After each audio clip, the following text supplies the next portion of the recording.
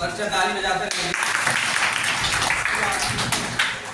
बालिका श्रुति जायसवाल से आग्रह है कि आप आइए श्री पूर्व प्राचार्य श्री श्याम मोहन देव पांडे जी का पुष्पगुच्छ से स्वागत करने आया।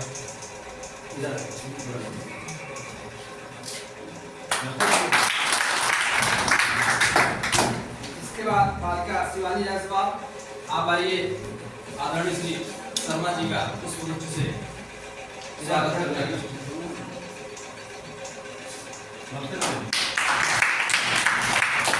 इसके बाद बुलाना चाहूंगा अनीता गुप्ता को कि आप आकर श्री प्रकाश कुमार सिंह जी का पुष्पगुच्छ से स्वागत है।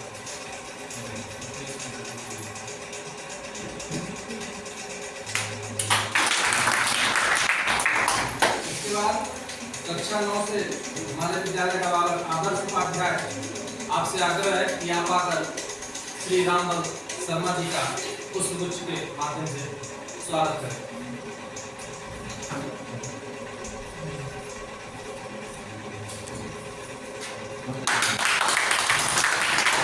इसके बाद संदीप नाई आप आए एवं श्री मिश्री लाल जायसवाल जी का पुष्पगुच्छ के माध्यम से स्वागत करने करें। इसके बाद अनिल जायसवाल आप आकर के हमारे विद्यालय के आदरणीय प्राचार्य श्री कामसा प्रसाद तिवारी जी का पुष्पगुच्छ के माध्यम से स्वागत करें।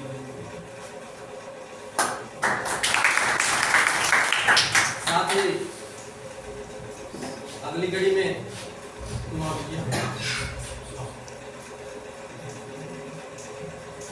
तुम्हारा नाम भूल रहा है प्रियम सुप्रिया सुप्रिया से आग्रह है कि आप रावत जी का पुष्पगुच्छ के माध्यम से स्वागत है।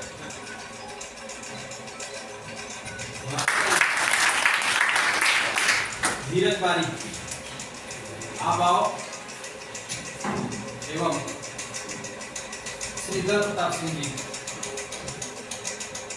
जो आपको क्लास टीचर भी हैं पुष्पगुच्छ के माध्यम से स्वागत है। शुभम गुप्ता आपसे निवेदन है कि श्री कृष्ण प्रताप जी का पुष्पगुच्छ के माध्यम से स्वागत है।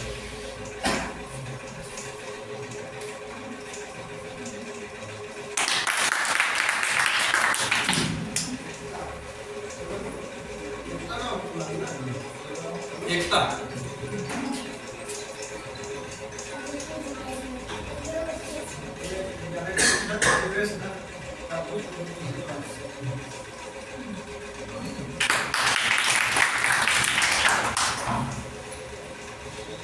इसके बाद मैं बुलाना चाहूंगा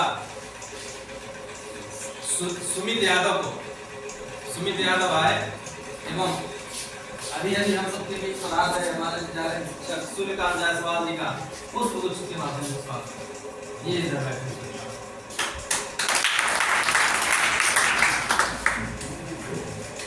कार्यक्रम की अगली कड़ी में मैं आमंत्रित करना चाहूंगा क्षमा चाहूंगा कार्यक्रम की अगली कड़ी में आचार्य जी का मुझे सम्मान बहुत अच्छा बना देते हैं, इसलिए गुरु की पूजा होती है, इसलिए गुरु की वंदना करते हैं। सुरुच वो उनका पैर जो होता है सुरुच हमारी रुचियों के समान हमारे मनोकामना को पूर्ण करने वाला पैर होता है। हम जो चाहते हैं वो होता है। गुरु को सही ढंग से पूजा करें तो हम जो चाहेंगे वो हमें मिलेगा। सुवास वास का मतलब समझते हो गंध। हवा जो चलती है दो प्रकार की, एक दुर्गंध है एक सुगंध। सुगंध मतलब अच्छी हवा महकने वाली, दुर्गंध मतलब जो खराब होती है। तो वास मतलब अच्छा वास, अच्छी महक हवा से मिलती है। ऐसा गुरु का चरण होता है कि हवा जो है प्राण देता है, हमको शक्ति प्रदान करता है। उस प्रकार से गुरु के चरणों से हमको शक्ति प्रदान होती है, हम आगे काम करते हैं। सरस, रस का मतलब तो जानते हो, रस कोई पिए हो, अरे किताब में भी पढ़े हो, अलंकार और रस। अलंकार का मतलब होता है आभूषण जो सुंदरता बढ़ाता है, और रस का मतलब है जो आनंद प्रदान करता है ना, जो हमें आनंद प्रदान करता है। तो सरस वो आनंद प्रदान करने वाला गुरु का चरण होता है। अनुराग, और उनके चरणों में अनुराग माने प्रेम, उत्कृष्ट प्रेम, जो सबसे अधिक प्रेम होता है वो प्रेम होता है गुरु के चरणों में, अनुराग होता है। इसलिए हम गुरु की वंदना करते हैं, गुरु की पूजा करते हैं। पहले के जमाने में गुरुकुल प्रथा थी, कहीं बाहर या गांव में कहीं एक झोपड़ी में गुरु रहते थे, और वहाँ गांव के आसपास के लोग, दूर से भी लोग आते थे, विद्या अध्ययन करते थे। सभी जात के बच्चे पढ़ते थे, सब लोग पढ़ते थे। अब कुछ अलग जरूर है, कुछ राजा विशेष अपने गुरुओं को रखते थे कि अपने बच्चों को पढ़वाते थे, लेकिन अधिकतर गुरु लोग सबको पढ़ाते थे, और सभी बच्चे उनके अनुसार काम करते थे, उनका काम करते थे। उनके पास खेती बाड़ी भी होती थी, गाय भी होती थी, तो बच्चे गाय भी चराते थे और उनको भोजन भी देते थे। अगर मान लो आश्रम में भोजन नहीं है तो मांगते भी थे। इतनी श्रद्धा थी गुरु के प्रति। धीरे धीरे बदलती गई श्रद्धा, और आज सरकारी हो गया ये सब विद्यालय, और सरकारी शिक्षक हो गए। अब हमारी आस्था भी वैसी नहीं रह गई, लेकिन अगर आस्था है तो हमें फल जरूर मिलेगा। इसलिए आप सब लोग गुरुओं पर आस्था रखिए, गुरुओं पर विश्वास करिए, गुरु के बातों को मानिए, और अच्छा पढ़िए लिखिए, आगे बढ़ेंगे। और गुरु लोग भी जो है वो भी अपने आप को इस प्रकार से ढालें कि बच्चे हमारा सम्मान करें, बच्चे आदर करें। अगर हम सही ढंग से पढ़ाएंगे, सही ढंग से उनके साथ व्यवहार करेंगे तो हमें जरूर मानेंगे बच्चे और हमारी कदर करेंगे। विद्यालय में विद्यालय के नियमों का पालन करें, यही अनुशासन है विद्यार्थी। और मैं ज़्यादा कुछ नहीं कहूँगा। जो लोग आए हैं हमारे बुलाने पर आए, बच्चों के प्रेम के लिए आए, उन्हें बहुत बहुत धन्यवाद है। और हम सब लोगों को, हम शिक्षक साथियों को, बच्चों को आशीर्वाद प्रदान करते रहेंगे। और इस विद्यालय में आए जो भी कुछ कार्यक्रम हो, सहयोग भी प्रदान करते रहें, यही कामना के साथ धन्यवाद। तो कौरवों को पढ़ाते थे, उसमें से कुछ घमंडी थे, पाखंडी थे, उनको शिक्षा नहीं मिल पाई।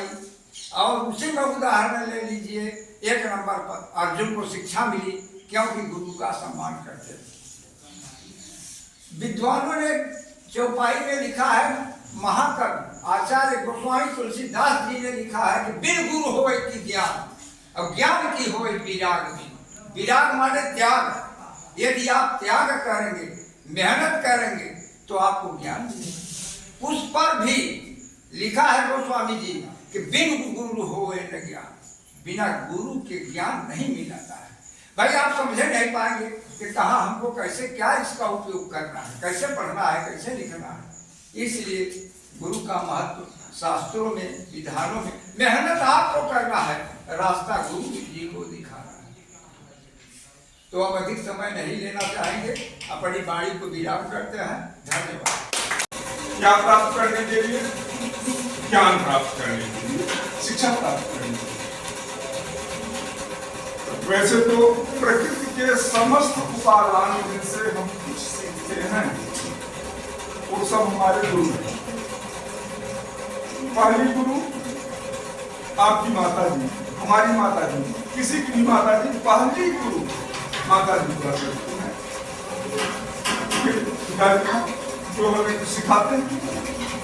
तीसरे गुरु के रूप में आप लोग विद्या अध्ययन के लिए विद्यालय में आते हैं, तो हम जैसे ये किसी जैसे विद्वानों के साथ में जाते हैं और वो आपके अज्ञान रूपी अंधकार को दूर करते हुए ज्ञान के प्रकाश की ओर आपको ले जाने का प्रयास करते हैं।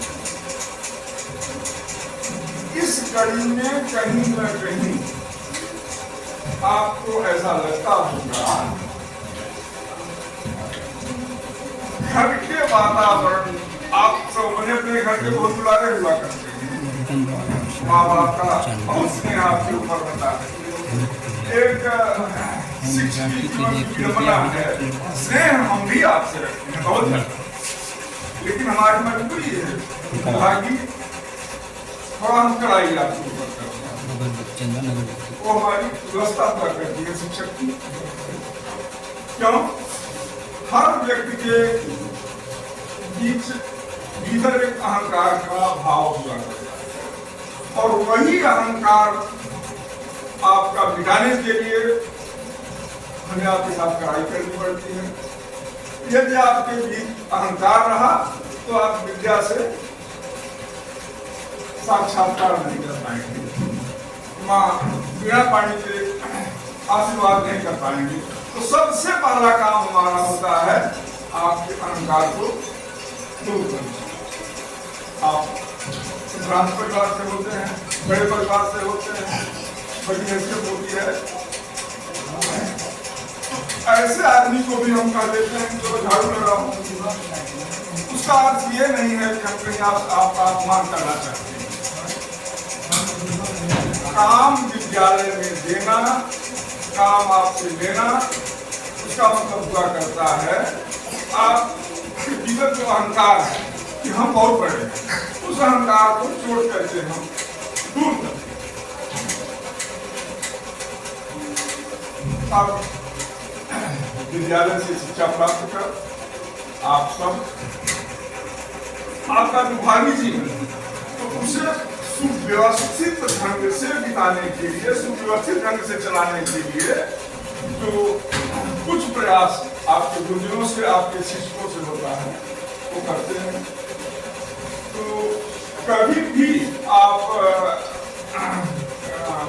विषम परिस्थितियों में भी मन में ऐसी मलिनता न लाए कि हमारे साथ किसी तरह का दुराव हो रहा है विद्यालय के किसी शिक्षक के द्वारा।